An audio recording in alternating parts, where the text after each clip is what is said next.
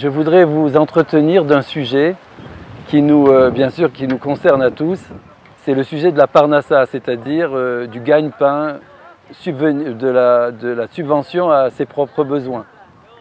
C'est bien sûr, dès que l'homme vient au monde, il est confronté bien sûr à ce problème de pouvoir subvenir à ses besoins, aux besoins de ses enfants, de sa famille. Et bien entendu, puisque nous avons été créés comme ça, il est évident que le Créateur a bien sûr tout prévu. Et il a donc donné aussi à ces grandes sadikim de la lumière et des enseignements et des conseils pour aider chaque juif à pouvoir donc subvenir à ses besoins de la meilleure façon possible. Alors bien sûr, ça englobe beaucoup de choses et il faut bien sûr déjà avoir ce qu'il faut, le nécessaire. Et puis il faut aussi donc que ça ne prenne pas tout le temps de la vie, parce qu'on n'est pas venu au monde pour ça seulement. Et c'est vraiment une chose en fait qui vient normalement en second plan. Et puis il ne faut pas que ça prenne trop la tête et tout. En tout cas, il faut savoir que le fait de se rapprocher du tzaddik authentique de la génération, donc de Rabbi Nachman de Breslev, se rapprocher, c'est-à-dire étudier ses livres et mettre en pratique ce qu'on y apprend, c'est bien entendu un moyen royal d'arriver, entre autres, à résoudre ce problème donc, de la parnassa, en même temps, donc, sans que ça prenne des proportions négatives. Alors, et je voulais donc vous raconter une histoire que Rabbi Nachman lui-même a racontée et qui est très édifiante. Quelqu'un qui n'était pas proche de lui est venu, vraiment qui n'avait aucun contact avec lui et aucune attirance vers lui, avait simplement entendu qu'il était un grand sadique, que ses bénédictions se réalisaient. Et il est venu chez lui et il lui a demandé donc une bénédiction pour la parnassa, que Rabbi Nachman le bénisse, qu'il ait largement de quoi, ce qui gagne facilement et largement son gagne-pain. Alors Rabbi Nachman lui a raconté, et devant ses autres élèves et devant ses élèves également, l'histoire suivante. Et donc voilà ce qu'il a raconté. Un juif simple était donc commerçant en tissu. Et il habitait dans une petite ville. Pardon. Il habitait dans une petite ville et il se fournissait chez un grand fournisseur, un grossiste, dans une grande ville. Et il voyageait donc là-bas de temps en temps avec sa charrette et il achetait donc beaucoup de marchandises pour la ramener et la vendre dans sa petite ville.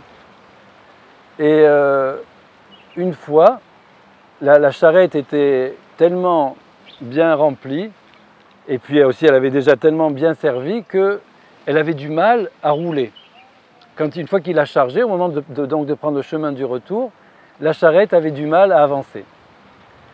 Alors le grossiste qui a vu ça a proposé donc au petit détaillant, si tu veux, j'ai une huile pour graisser les essieux des roues, vraiment quelque chose d'extraordinaire. Tu m'en diras des nouvelles, tu vas voir, essaye, tu vas voir comme la charrette va rouler d'elle-même. Et effectivement, c'était tout à fait exact. Ça a été vraiment une aubaine. Alors maintenant, un ami de ce détaillant qui se trouvait lui aussi dans la grande ville a été témoin donc de cet épisode et il a couru chez le grossiste et lui a dit « Ah, est-ce que tu peux même me vendre de cette huile ? Moi, je ne te demande pas, tu l'as donnée gratuitement à ton ami, mais moi, puisque tu ne me connais pas, je suis prêt à la payer même parce que je vois qu'elle est vraiment formidable. » Que lui a répondu le grossiste? Il lui a dit « Mais je ne suis pas commerçant d'huile pour graisser les roues. Moi, je suis commerçant grossiste en tissu. à ton ami qui est mon client déjà depuis de longues années, j'ai voulu lui rendre ce service. Mais à toi, je n'ai pas, moi cette huile-là, je la garde. Je ne veux ni t'en donner, ni même te la vendre. Voilà, ça c'est donc l'histoire qu'a racontée Rabbi Nachman. Et bien sûr, qu'est-ce qu'on comprend de là? Tout simplement que Rabbi Nachman, lui, c'est donc le tzaddik authentique de la génération.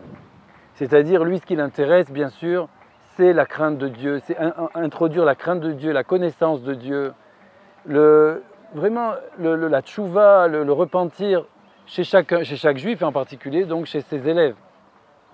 Maintenant, il est évident que les élèves ont quand même besoin aussi de parnassa, d'assurer leur subsistance. Alors, il s'occupe aussi donc de les aider dans ça. Il leur fait des bénédictions, il leur donne des conseils, et effectivement, ça les aide énormément à subvenir à leurs besoins. Mais ce n'est qu'un secondaire au fond. C'est pour servir après, grâce à ça, pour pouvoir servir Dieu comme il faut. Et ça, donc, il est prêt à leur donner. Mais maintenant, quelqu'un qui vient, qui lui n'est pas du tout intéressé d'entendre les enseignements de Rabbi Nachman pour pouvoir se rapprocher de Dieu, et qui vient seulement demander une bénédiction pour la parnassa, pour pouvoir se remplir les poches, ça ne marche pas comme ça, et il n'est pas d'accord.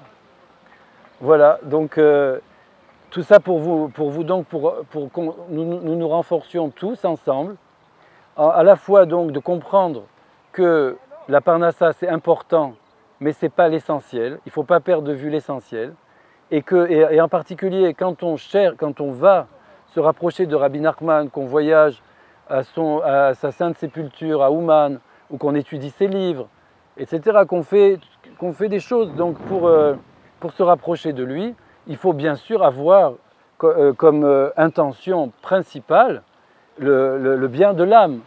Le bien de l'âme, c'est-à-dire ce qu'on a dit auparavant, la crainte du ciel, etc. Et pas simplement le bien du corps uniquement, de pouvoir mener une vie matérielle réussie comme les non-juifs l'entendent. Voilà, j'espère que le message est bien passé.